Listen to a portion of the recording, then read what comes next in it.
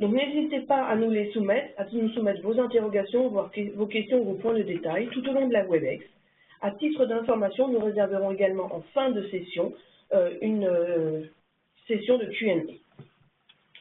Je vais commencer par me présenter. Je m'appelle Véronique Monjardet et j'ai la direction du bureau français ainsi que la gestion des opportunités Europe pour nos services de conseil ou solutions. J'interviens auprès des clients ou prospects selon les besoins ou lors de congrès et des forums en tant qu'expert compliance. Aujourd'hui, je suis accompagné de 2 personnes. Benoît Racot, en charge des solutions de compliance.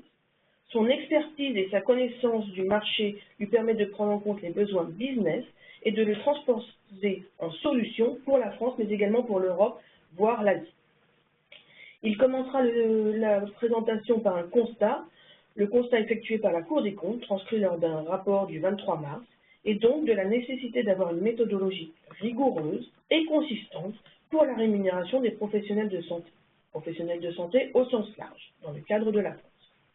Ceux-ci interviennent d'ailleurs en tant que partenaires pour votre entreprise et font valoir leur niveau d'expertise, mais pas uniquement.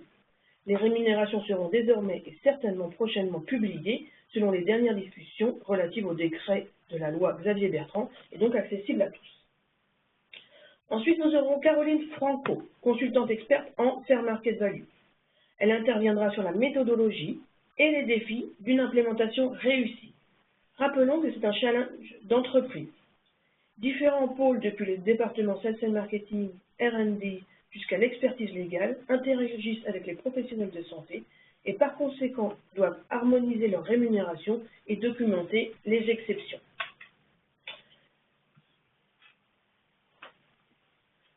Nous débuterons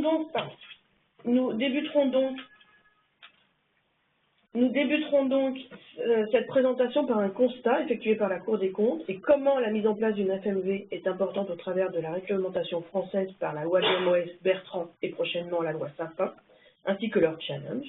Puis il nous a semblé important de reprendre quelques définitions pour une notion souvent méconnue avant d'aborder les points clés d'une méthodologie réussie.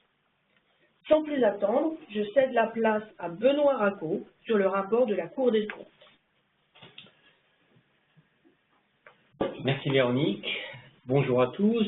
Donc je suis Benoît Racot, je suis Product Manager pour l'Europe chez Polaris.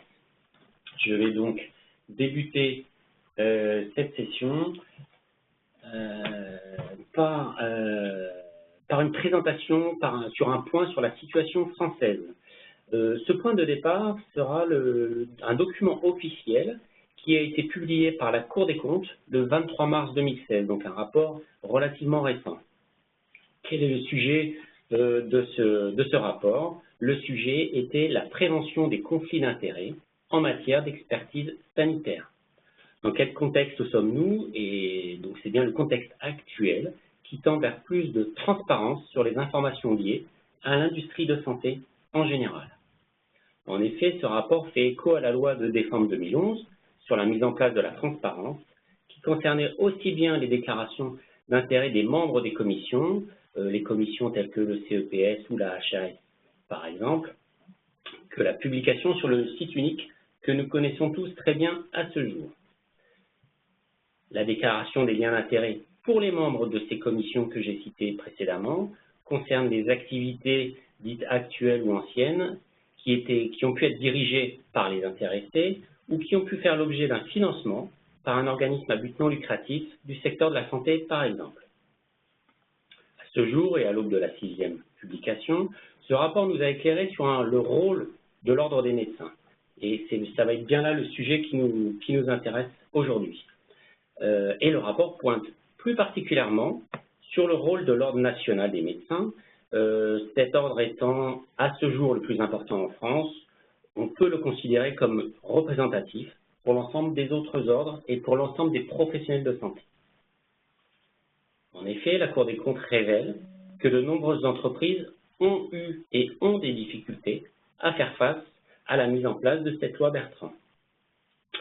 À ce jour, un des principaux motifs d'avis de non-conformité qui peut être rendu par l'ordre concerne en fait les honoraires qui sont jugés inadaptés par rapport aux services demandés. Et bien sûr, on parle ici d'honoraires qui sont considérés, bien entendu, comme trop élevés.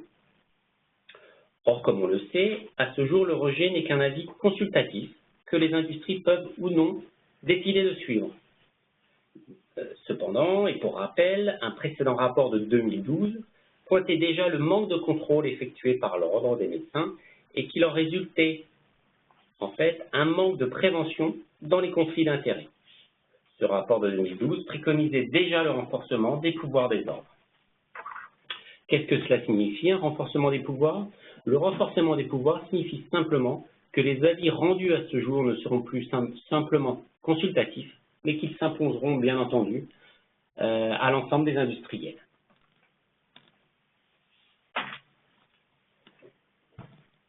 Quelques petites informations pour essayer de définir ensemble qu'est-ce que la FMB et pourquoi est-ce que c'est important.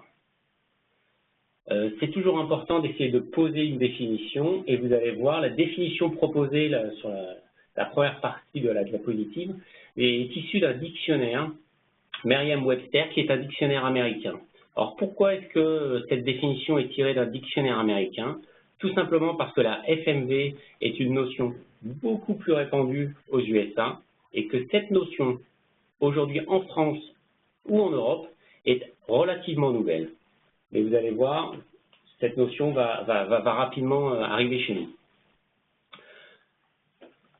Aujourd'hui, cette définition, c'est simplement de dire qu'un prix auquel les acheteurs et les vendeurs est un prix auquel les acheteurs et les vendeurs sont prêts à faire des affaires, tout simplement. Il faut bien sûr quelques éléments en amont qui sont bien évidemment d'avoir une connaissance raisonnable des faits et ne pas être influencé par différentes contraintes autour de cet environnement. Pourquoi est-ce que cette FMB est importante? Et on le voit bien dans la définition suivante qui est donnée dans le guide, dans le programme de compliance proposé par l'Office of Inspector General aux USA toujours, c'est que les paiements réalisés doivent avoir une juste valeur pour légitimer les services nécessaires. En général, les paiements à la juste valeur du marché ne sont pas susceptibles d'amener des interrogations importantes. Là, l'idée, c'est de dire que si on respecte une juste valeur du marché, il n'y aura aucun souci par la suite, aucune interrogation qui sera soulevée.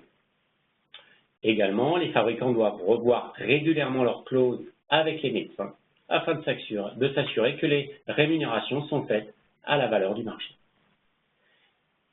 Pour rappel, pour ceux qui ne le sauraient pas, mais vous êtes certainement au courant, le code publié en décembre 2015, donc très récemment, par MedTech Europe, qui est l'association, bien sûr, des Medical Devices pour l'Europe, proposait l'élément suivant, et à de nombreuses reprises dans ce code, c'est que la rémunération payée par les compagnies doit être proportionnelle à la valeur du service effectué par le professionnel de santé. Donc on le voit bien, à ce jour en Europe, les définitions et l'importance de cette FMV arrivent et va se répandre dans l'ensemble des pays européens.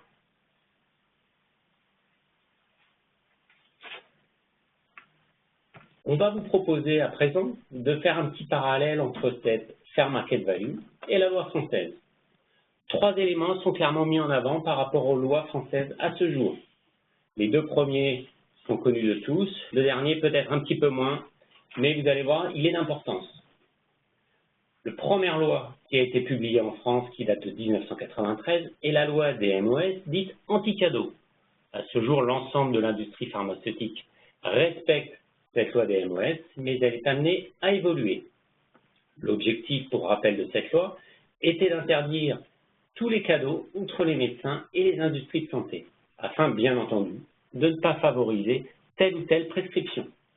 Le lien avec la FMV est simplement de dire que l'opinion des ordres sur les montants des honoraires va devenir, à ce jour, était simplement consultatif, mais qu'à l'avenir, l'opinion des ordres pourra devenir contraignant. Or, pour rappel, si une opinion l'opinion de l'ordre pour l'organisation d'un événement devient contraignante, le bon respect des honoraires va s'imposer également à l'ensemble de l'industrie. Deuxième loi qui est en lien avec la Fair Market Value à ce jour en France, c'est la publication des avantages et l'existence des contrats dans la loi Bertrand. Quel est le lien avec cette FMV? C'est que les publications futures de l'ensemble des honoraires, et ce de manière rétroactive à 2012, va très certainement se faire. On est aujourd'hui en attente de l'évolution de cette loi. Donc nous sommes ici toujours dans les honoraires qui peuvent être donnés, payés en tout cas aux professionnels de santé. Troisième loi, qui est en rapport avec la FMV en France, c'est la loi Sapin, dite Sapin 2 aujourd'hui, qui est toujours un projet de loi en discussion, mais qui est toujours, quand je dis en discussion, c'est-à-dire que il y a toujours les allers-retours entre l'Assemblée nationale et le Sénat. Quel est l'objectif principal de cette loi? C'est un renforcement de l'arsenal anticorruption par la mise en place d'une agence donc anticorruption qui sera dédiée. On ne parle pas ici d'une agence dédiée à l'industrie de la santé en particulier. On parle de l'ensemble des industries en France. Le lien avec la FMV, quel est-il? Le lien va être l'obligation pour les grandes entreprises de mettre en place un dispositif de prévention de la corruption. Et une des bonnes pratiques relatives à cette obligation, c'est d'avoir une FMV en place. Et bien sûr, les industries de santé vont être touchées par cette nouvelle loi.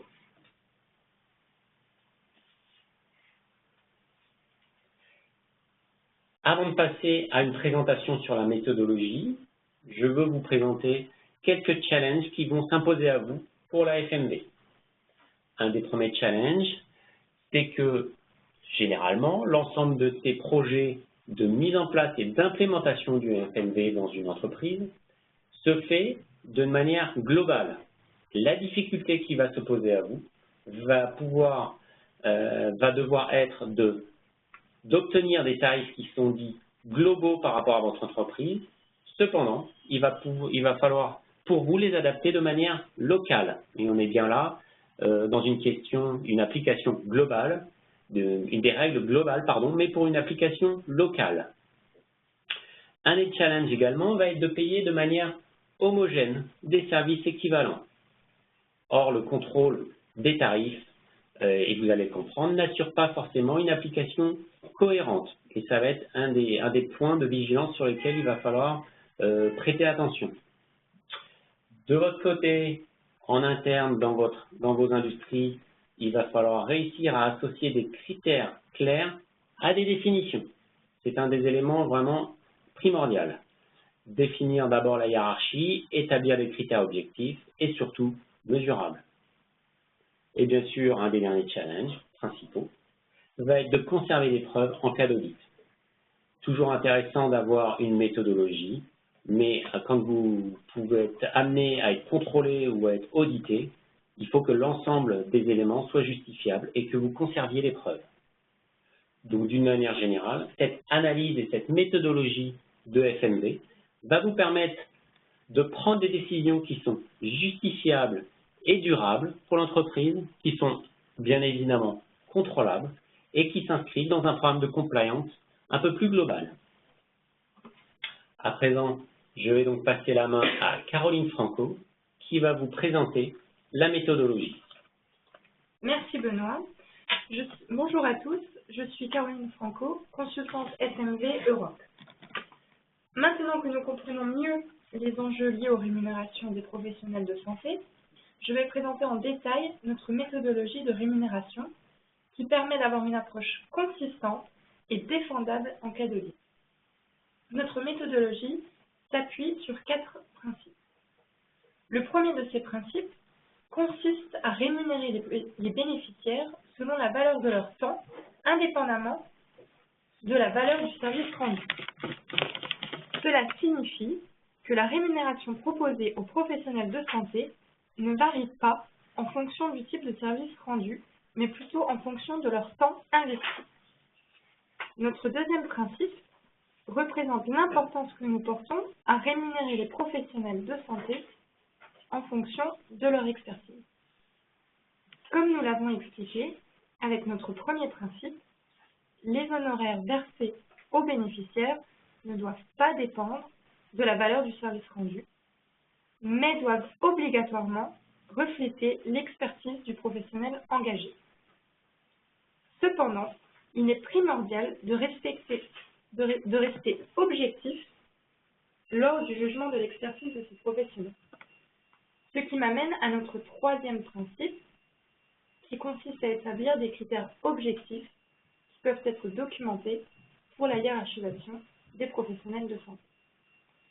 Ce qui me conduit à notre dernier principe, qui consiste à établir chaque étape de notre analyse FMV sur des faits objectifs et fondés. Si nous repartons maintenant d'une vue d'ensemble, notre approche est définie selon 3 axes. Depuis 15 ans, Polaris est spécialisé dans les projets FMV et a accompagné plus de 80 clients.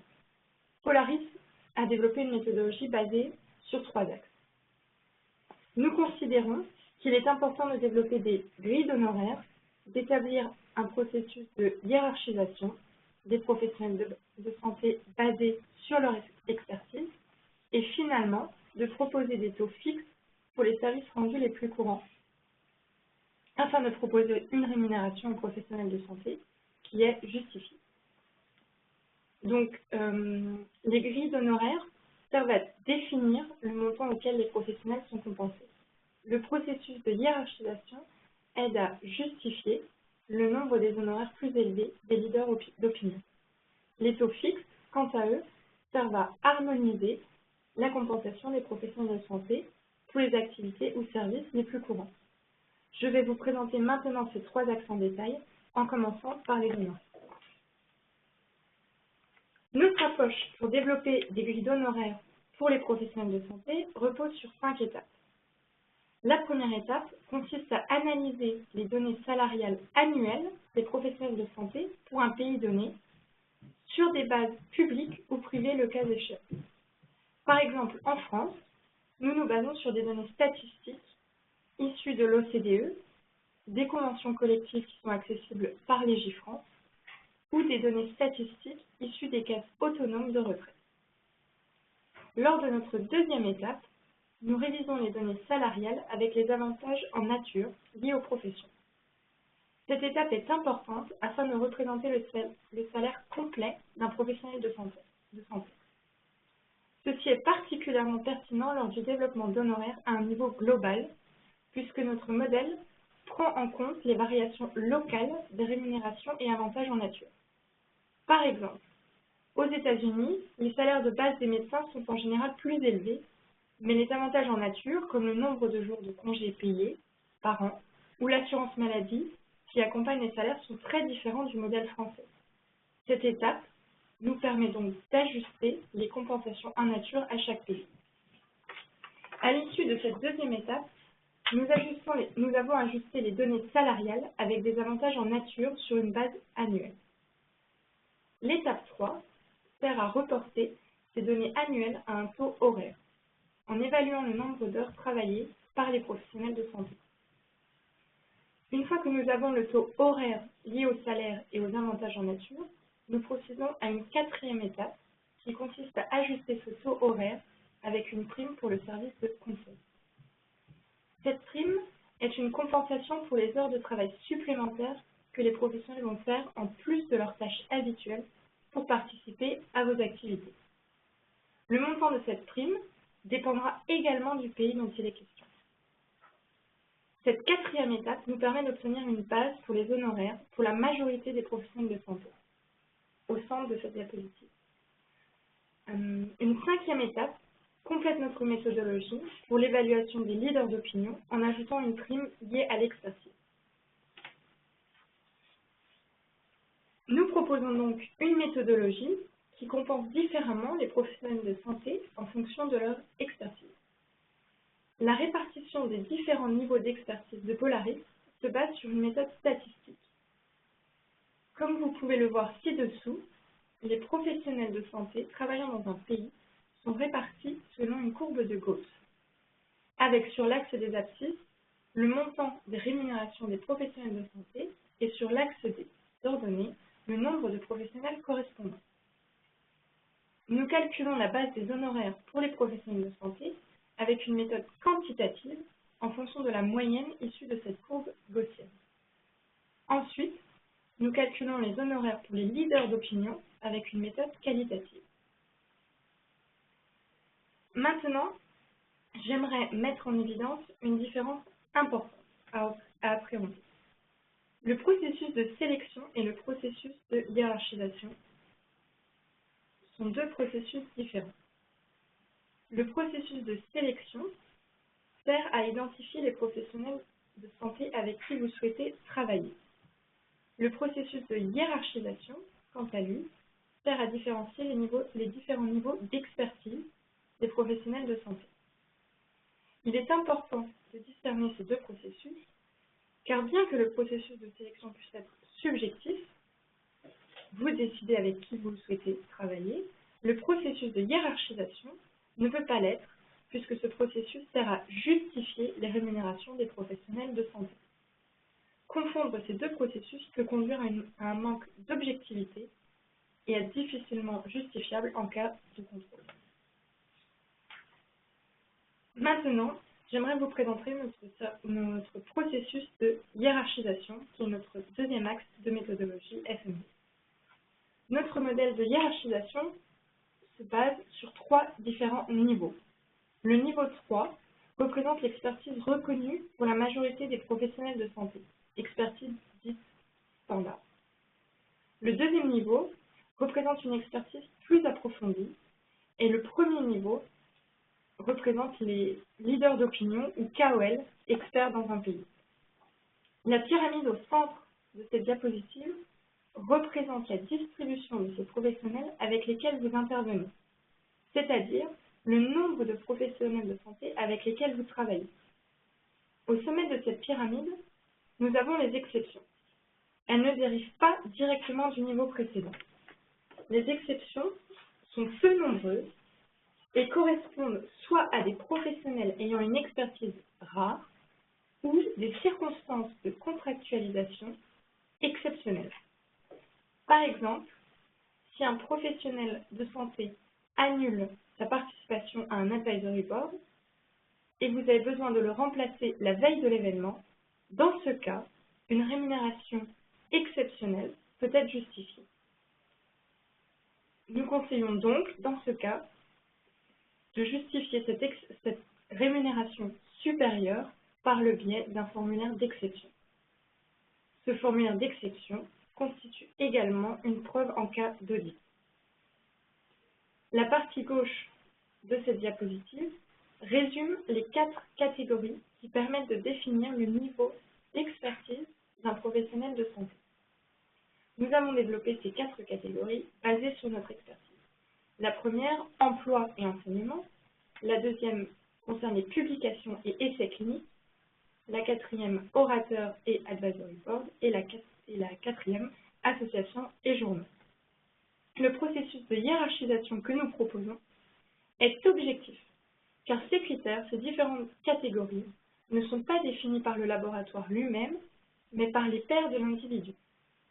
Effectivement, la communauté scientifique entière reconnaît certains journaux plus que d'autres, par exemple.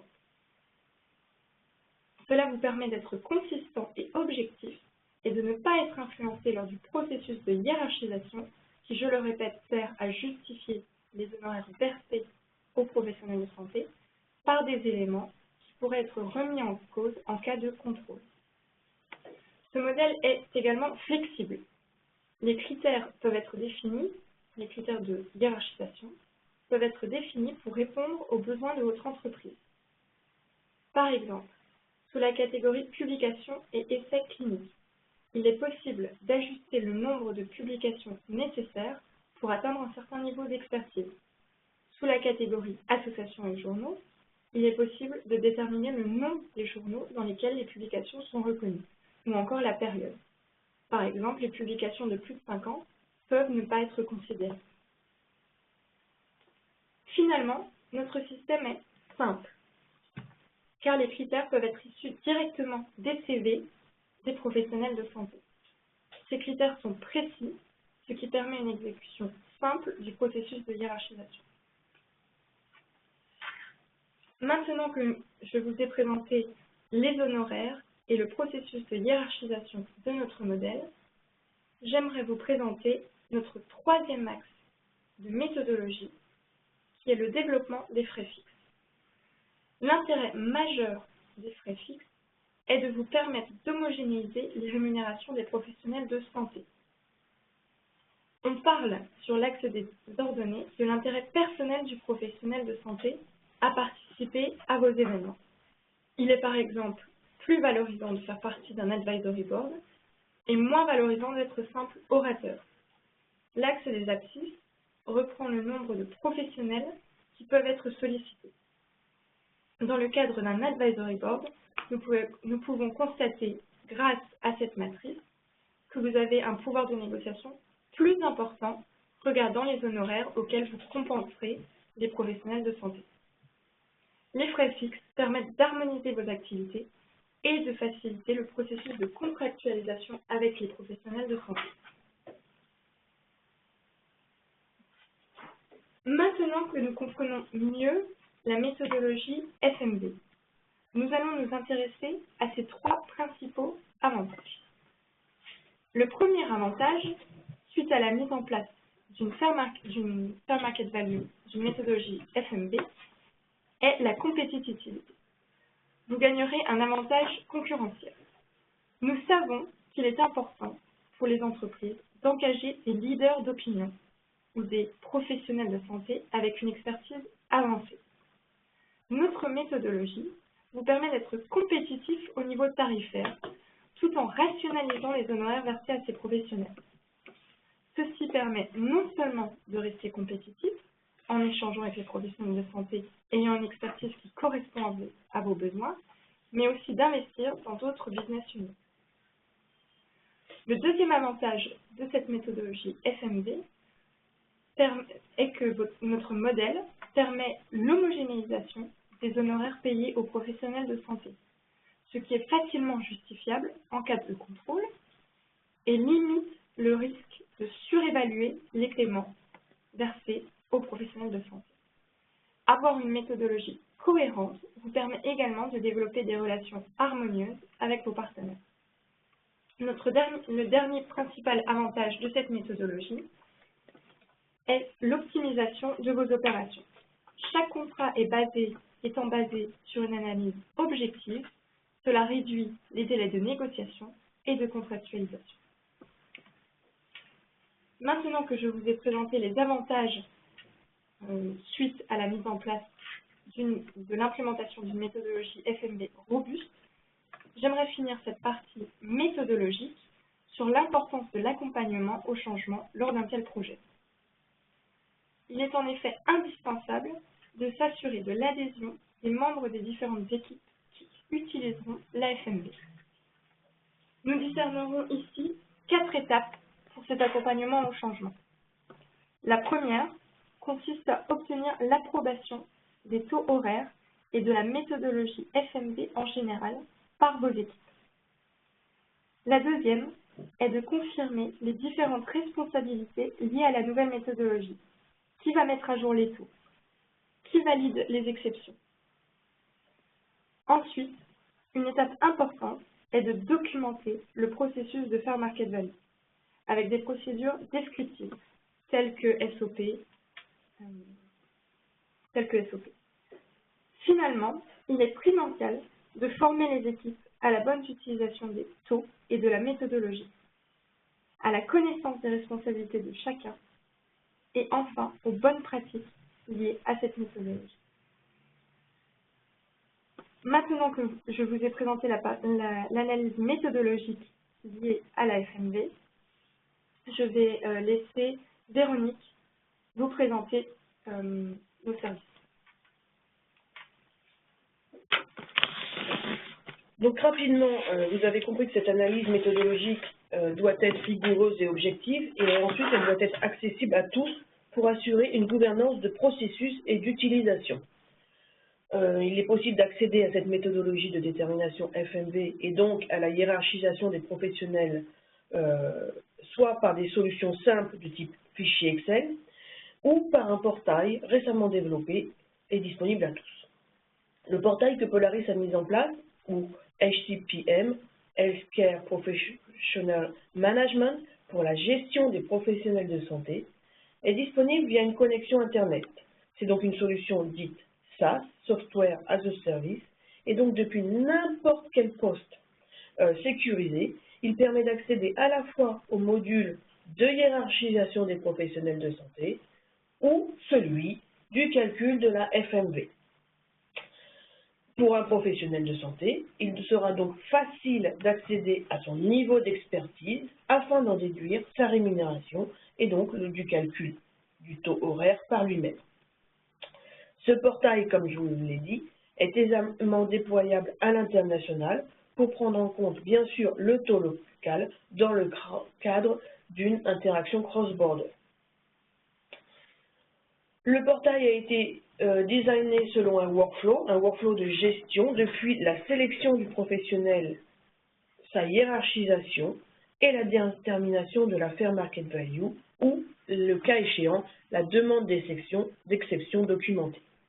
Le portail par lui-même assure un audit REL et donc une centralisation des informations en cas d'audit par les autorités de tutelle.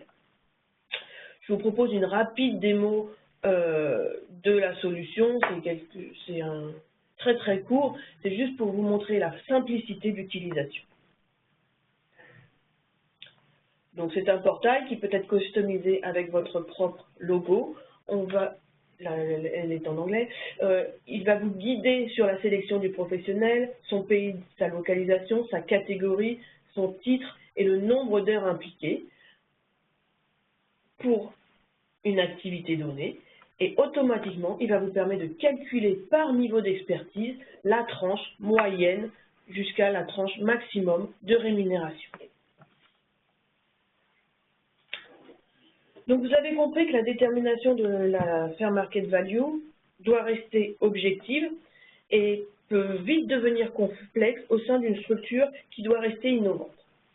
Et Polaris, avec des ressources dédiées et donc des ressources externalisées, est ainsi une référence sur le marché et pourra vous aider dans la mise en place de la méthodologie de cette FMV et donc de l'évaluation des KOL jusqu'à la documentation pour votre programme de compliance. J'insiste sur toute la partie documentation parce que en transparence et solutions technologies et en consulting, les méthodologies de FMV doivent être définitivement associées à une documentation et à une mise en place des SOP. Et nous avons différents programmes qui permettent de vous aider et différents clients. La méthodologie aujourd'hui est éprouvée auprès de 80 clients dans plus de 84 pays et nos consultants et experts, outre mettre en place une méthodologie spécifique pour votre entreprise, partageront les bonnes pratiques pour la sélection des bénéficiaires, leur prise en charge et cette documentation. Bien sûr, nous conservons une flexibilité de programme pour un programme pérenne et adaptable en fonction de vos prérequis. Et nous serons ravis d'être à vos côtés en tant que partenaire Imuno. Donc, aujourd'hui, nous vous avons présenté le Fair Market Value. Nous avons quelques minutes pour répondre à vos questions et à vos demandes. N'hésitez pas à nous en faire parvenir davantage. Donc, je rappelle par chat via Webex ou à mon adresse email vmonjardet@polarismanagement.com.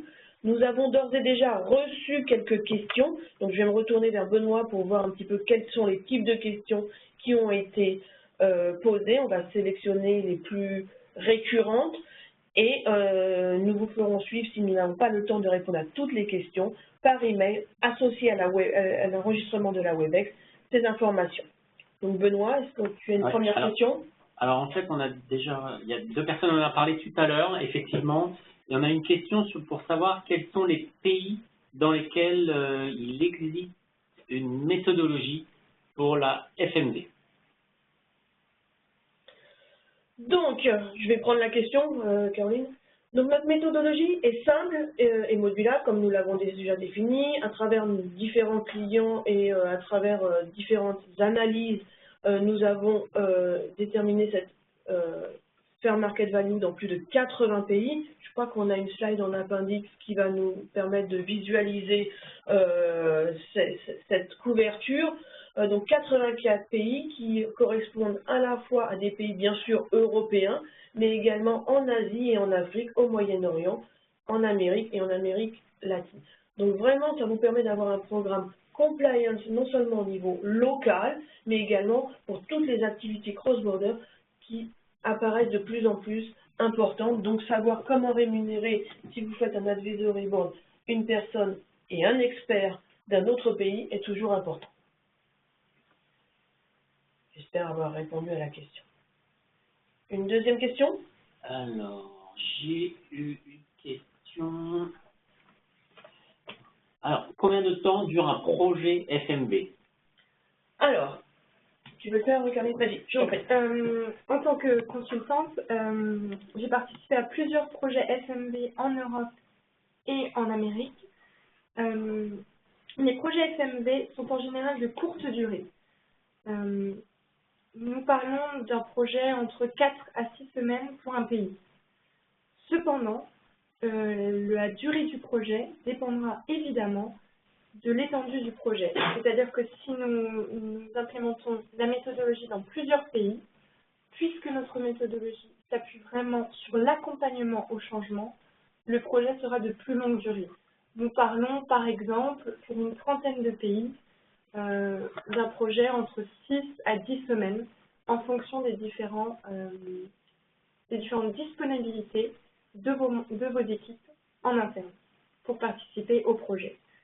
Cependant, il est important de comprendre que les projets FMV restent rapides car notre méthodologie est simple et modulable. J'espère avoir répondu à votre question. C'est bon? Ouais. Alors, une autre question. Vas-y. Alors, on a reçu une autre question sur la manière de compenser, comment compenser les professionnels de santé pour leur temps de trajet. Ah oui. Alors ça, c'est une question assez récurrente, puisque c'est un point critique pour les projets de fair market value. Comment compenser le transport, comment compenser le transport d'un professionnel d'un point A à un point B, en prenant en compte la localisation. Évidemment, en France, les distances sont plus courtes qu'aux États-Unis, et en Hollande, elles sont encore plus restreintes. Pour ces deux exemples, où sont nos headquarters. Donc vraiment, ce point de temps de trajet fait partie intégrante de la mise en place de la méthodologie, et on peut dire que la majorité de nos clients compensent effectivement ces professionnels de santé pour leur temps de trajet, mais qu'ils prennent en compte une compensation partielle dans la durée de trajet, ou partielle selon la distance, ou partielle à partir d'un nombre d'heures impliquées, au-delà de 1 heure, je compense, à 50%, etc., etc. Donc c'est vraiment, on recommande d'intégrer cette compensation du temps de trajet dans les taux fixes, afin d'être consistant et d'harmoniser le processus de compensation du professionnel de santé pour ce temps de trajet. Ensuite, charge à vous et charge à documenter cette compensation dans la méthodologie. Véronique, juste pour ajouter, nous avons souvent ces questions pour les temps de trajet, mais aussi pour les temps de préparation. Donc notre méthodologie prend également en considération la question des temps de préparation pour un événement. Par exemple, un orateur, doit-on le compenser pour son temps de préparation pour sa prestation? La majorité de nos clients prennent en compte ces temps de préparation. Cependant, nous les accompagnons afin de développer une méthodologie pour compenser les temps de préparation qui est homogène dans les différents pays et aussi qui est justifiable en cas de contrôle. Voilà, j'espère que nous avons répondu à cette question sur les temps de trajet. Alors, attends, on a encore des questions. Ah oui, on a encore des questions que j'ai déjà reçues. Alors, donc une question avec deux questions incluses dans la même, on va dire. La hiérarchisation est-elle gérée par chaque labo pharmaceutique? Alors, la hiérarchisation, oui et non, si je peux dire. Elle est déterminée par chaque laboratoire pharmaceutique en fonction de ses critères, mais il y a également une grosse évaluation par les pairs et par l'environnement des professionnels de santé, tout ce qui est évaluation par les pairs, tout ce qui est évaluation scientifique, tout ce qui est évaluation journalistique, etc. Donc la réponse est oui et non. Caroline? Oui, exactement, Véronique. Donc le processus de hiérarchisation les critères, nous avons présenté ces 4 catégories.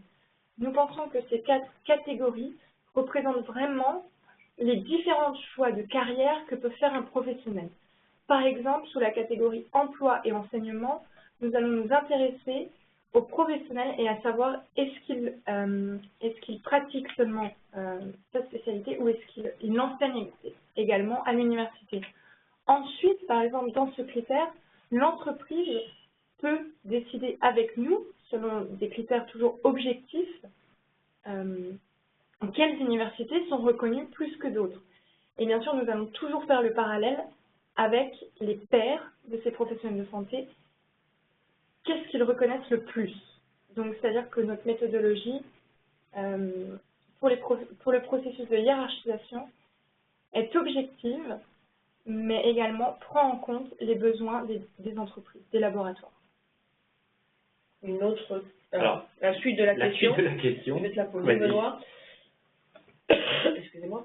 Avec la loi Sapin 2, prévoit-on cette hiérarchisation soit établie par une instance centrale?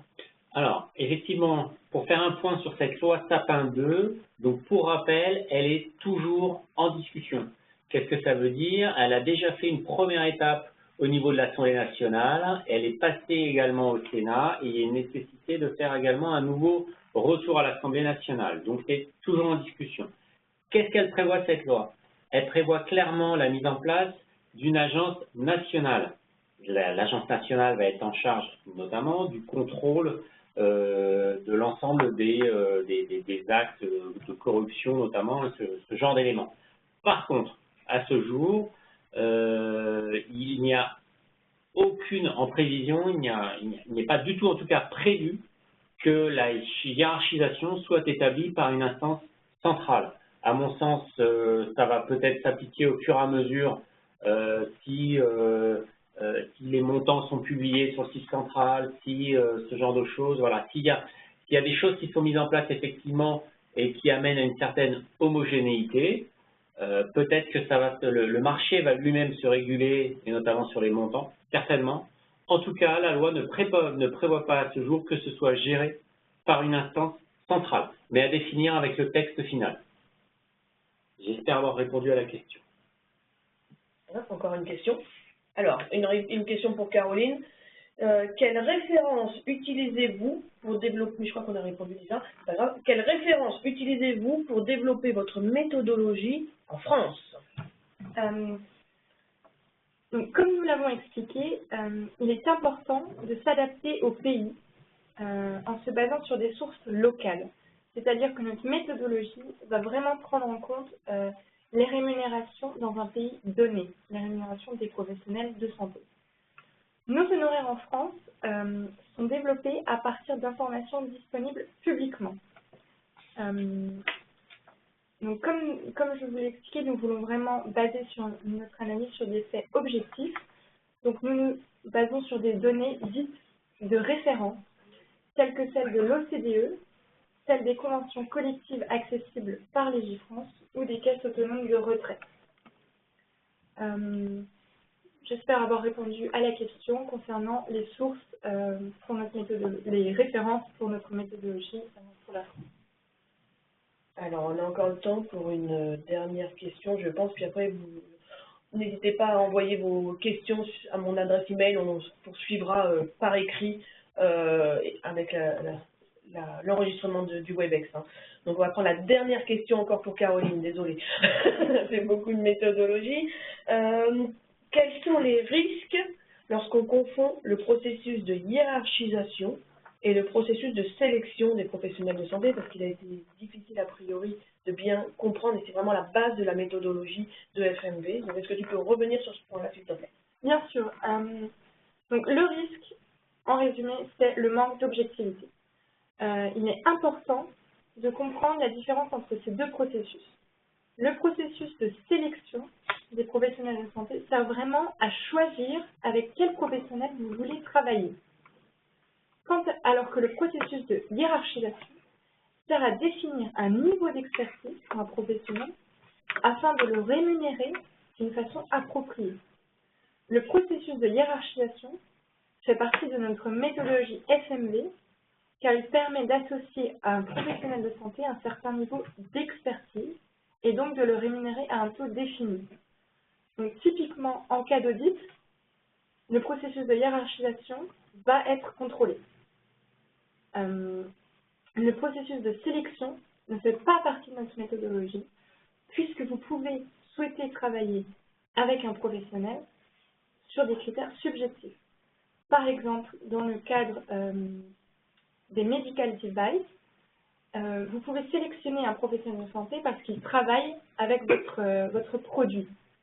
Cependant, vous ne pouvez pas le rémunérer avec une rémunération plus élevée parce qu'il utilise votre produit. Il va falloir mettre en place un processus de hiérarchisation qui justifie le paiement des honoraires à ce professionnel. C'est très très important auprès des autorités de tutelle. Voilà. J'espère avoir répondu à la question. Merci beaucoup, merci Caroline, merci Benoît. Je pense qu'on a fait un bon tour sur la question de qu'est-ce que le FMV, le pourquoi, le comment, et on a eu beaucoup de questions, merci à tous. Encore une fois, j'espère que ça vous a été utile, j'espère qu'on pourra répondre à d'autres questions et qu'on vous serez parmi nous lors des prochains séminaires. C'est un format qu'on souhaite désormais développer. Très bonne journée à vous et à la prochaine. Au revoir. Merci. Au revoir.